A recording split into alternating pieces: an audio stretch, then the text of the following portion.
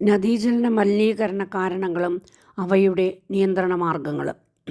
നക്ഷത്രങ്ങളുടെ രഹസ്യങ്ങളിലേക്ക് അനുദിനം സഞ്ചരിച്ചുകൊണ്ടിരിക്കുന്ന മാനവൻ ഭൂമിയുടെ സുസ്ഥിരതയെക്കുറിച്ചോ സ്വന്തം നിലനിൽപ്പിനെ കുറിച്ചോ ചിന്തിച്ച് അവശനാകില്ല എന്നത് ഒരു കടങ്കഥയാണ്.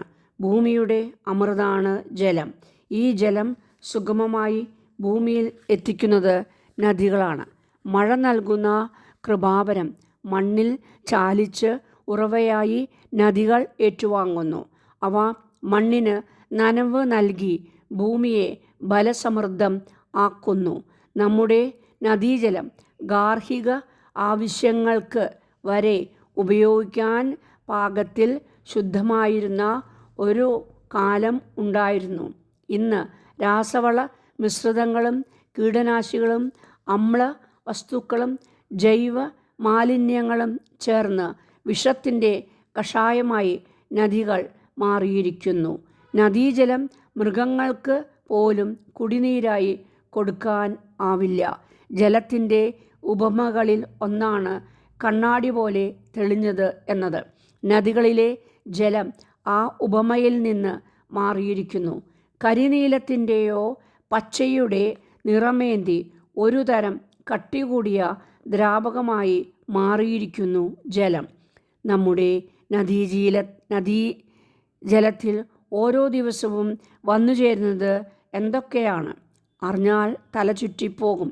വ്യവസായ ശാലകളിൽ നിന്ന് പുറന്തള്ളുന്ന രാസമാലിന്യങ്ങൾ, തീർത്ഥാടന കേന്ദ്രങ്ങളും ടൂറിസ്റ്റ് കേന്ദ്രങ്ങളും തള്ളുന്ന മാലിന്യങ്ങൾ, നഗരത്തിലെ ഓടകൾ വർഷിക്കുന്ന മാലിന്യങ്ങൾ, ചപ്പുചവറുകൾ, കീടനാശിനികൾ, രാസവളങ്ങൾ, തൊണ്ട്, ഓല എന്നിവ അഴുകിയുണ്ടാക്കുന്ന മലിനജലം, ഡിറ്റർജൻറ്റുകൾ, ജൈവ മാലിന്യങ്ങൾ, കളനാശിനികൾ, ആണവ മാലിന്യങ്ങൾ, എക്കൽ, ചെളി എന്നിവ, ലോഹ മാലിന്യങ്ങൾ, പെട്രോളിയം ഉൽപ്പന്നങ്ങൾ എന്ന് വേണ്ട ഭൂമിയിൽ ഉണ്ടാവുന്ന എല്ലാവിധ മാലിന്യങ്ങളും എത്തിച്ചേരുന്ന സ്ഥലമായി നദികൾ മാറിയിരിക്കുന്നു.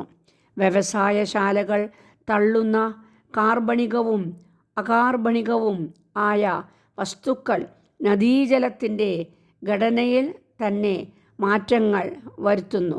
മെർക്കുറി, വിവിധ ലോഹങ്ങളുടെ സയനൈഡുകൾ, ഫിനോളുകൾ, ക്രോമിയം, ഫ്ലൂറൈഡുകൾ തുടങ്ങി എത്രയോ ഇനം രാസവസ്തുക്കളാണ് ജലത്തിൻ്റെ മലിനീകരണത്തിന് കാരണം ആവുന്നത്. വെള്ളത്തിൻ്റെ നിറം മാറുന്നു, ഗന്ധം ഉണ്ടാവുന്നു, മത്സ്യങ്ങൾ ചത്തുപൊന്തുന്നു, വെള്ളം പുറത്തു വീണാൽ ചൊറിച്ചലും തടിപ്പും ഉണ്ടാകുന്നു. വ്യവസായ ശാലകൾ തള്ളുന്ന സൾഫ്യൂറിക് ആസിഡ് വളരെ അധികം പ്രശ്നങ്ങൾ സൃഷ്ടിക്കുന്നു. ജലത്തിലെ pH മൂല്യം താഴ്ന്നു വരുന്നു. അമ്ല മാലിന്യം ജലത്തിലെ സൂക്ഷ്മ ജീവികളെ നശിപ്പിക്കുന്നു. അതോടൊപ്പം ജലത്തിൽ വിഷവാതകങ്ങളും കലരുന്നു. മനുഷ്യൻ്റെ ആരോഗ്യത്തെ ബാധിക്കുന്നു. മത്സ്യങ്ങൾ ചത്തുപൊന്തുന്നു. കാർബൺ മോണോക്സൈഡ് കലർന്നാൽ മത്സ്യങ്ങൾക്ക് ശ്വസിക്കാൻ ആവാതെ വരും. ജലത്തിൻ്റെ ഘടന മാറിയാൽ മത്സ്യം ചത്തുപൊന്തും. അതുതന്നെ ജൈവം മാലിന്യമായി മാറും.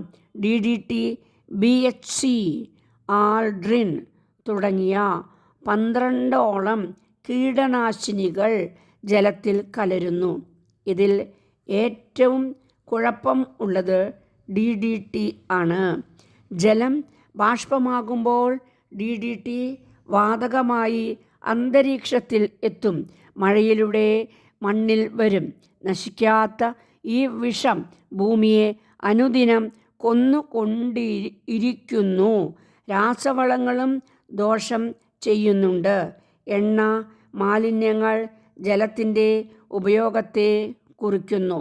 എണ്ണ പടരുന്നത് മൂലം ഓക്സിജൻ ജലത്തിൽ കലരുന്നതിന് തടസ്സം ആകുന്നു. പല്ലിനും സന്ധികൾക്കും തകരാർ ഉണ്ടാക്കുന്ന പല മാലിന്യങ്ങളും ജലത്തിൽ വന്നാൽ മനുഷ്യന് ആപത്താണ്. ശരീരത്തിൽ പ്രവേശിച്ചാൽ ഒരിക്കലും ഒഴിയാത്ത രാസവസ്തുവാണ് കാഡ്മിയം. കരൾ, തൈറോയിഡ്, വൃക്ക എന്നിവ നശിക്കാൻ വളരെ കുറച്ച് കാഡ്മിയം മതിയാകും. ഇലക്ട്രോപ്ലേറ്റിംഗ് സ്ഥാപനങ്ങളിൽ നിന്ന് ഒഴുക്കുന്ന മാലിന്യങ്ങളാണ് കാഡ്മിയം കൂടുതൽ വരുന്നത്. നഗരവൽക്കരണത്തിൻ്റെ ഭാഗമായി പുറന്തള്ളുന്ന മാലിന്യങ്ങൾ അധികവും എത്തുന്നത് നദികളിലാണ്. കടലാസ്, പൾപ്പ്, പ്ലാസ്റ്റിക്, ബാറ്ററി തുടങ്ങിയവ ജലത്തിൽ കിടന്നാൽ വെള്ളം വിഷമയം ആയതും തന്നെ. മസ്തിഷ്ക രോഗങ്ങൾക്ക് കാരണം ആകുന്നതും ഇതുകൊണ്ടാണ്. ആദിമ മനുഷ്യൻ സുഖ സൗകര്യങ്ങൾക്ക് ഉപയോഗിക്കുന്ന വസ്തുക്കളുടെ മാലിന്യങ്ങൾ തന്നെ ടൺ കണക്കിനാണ് നദികളിൽ എത്തുന്നത്. പരിസ്ഥിതിക്ക് യാതൊരു പരിഗണനയും നൽകാതെ നദിയുടെ തീരങ്ങളിൽ ഉയരുന്ന അപ്പാർട്ട്മെൻറ്റുകൾ നദീജലത്തെ വിഷമയം ആക്കുന്നു. ഓടകൾ തുറക്കുന്നത് നദികളിലേക്കാണ്. എന്തും വലിച്ചെറിയാനുള്ള കുപ്പത്തൊട്ടിയായി നദികൾ മാറിയിരിക്കുന്നു. നദികൾ തകർന്നാൽ ജനതയുടെ ആരോഗ്യം തകരും. ജലം മണ്ണിൽ ലയിക്കുന്നു. ആ മണ്ണിൽ വളരുന്ന ചെടികളിൽ വിഷം കയറിക്കൂടുന്നു. അതി തിന്നുന്ന മൃഗങ്ങളും മനുഷ്യരും നാശത്തിലേക്ക് എടുക്കുന്നു. നൂതനമായ അസുഖങ്ങൾ മനുഷ്യന് വരുന്നതിന് പ്രധാന കാരണം ശുചിത്വമില്ലാത്ത നദികൾ തന്നെ.